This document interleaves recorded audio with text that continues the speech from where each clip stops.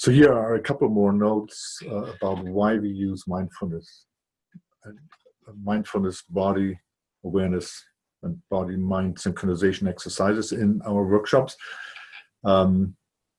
Obviously, during the workshop, we'll discuss also some of the science behind that. But in our experience, we know when we look at our mind and our thoughts, sometimes they can race 100 miles an hour all over the world. It can be in many different places almost at the same time, or in different time zones in the past, or think about the future, while the body actually is still remaining present in the situation where we are.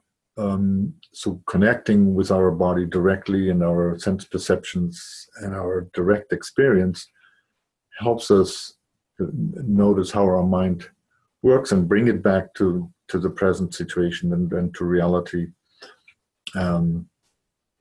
Trains us to do that, and also some of the exercises that can be applied right on the spot when we are in a situation, we are engaged, to remain in that presence by working with our body awareness. So, and secondly, also in terms of our emotional processing, we can feel that in our body as well. The body doesn't lie. When we feel angry, we feel certain sensations, heat rising up, or our stomach cranking up, or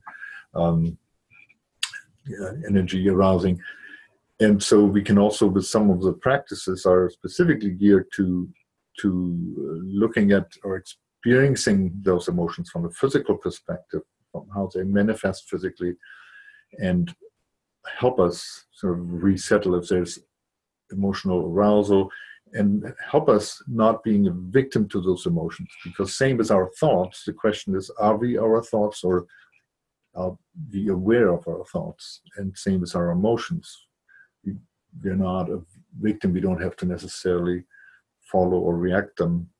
And so being aware of them and using them as part of our intelligence, those exercises help, and help also clarify emotional confusions that we might have accumulated.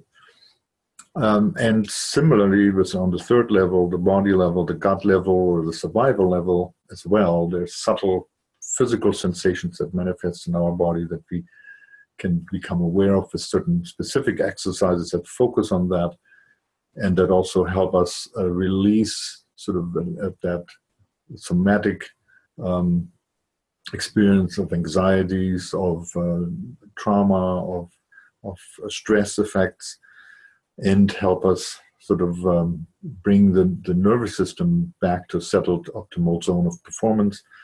And then all those three, our gut level, our survival element of our whole being, our emotional intelligence, and our mind being present, synchronized, functioning unencumberedly, brings us in a situation where we can make the best decisions, the best actions and responses to whatever arises.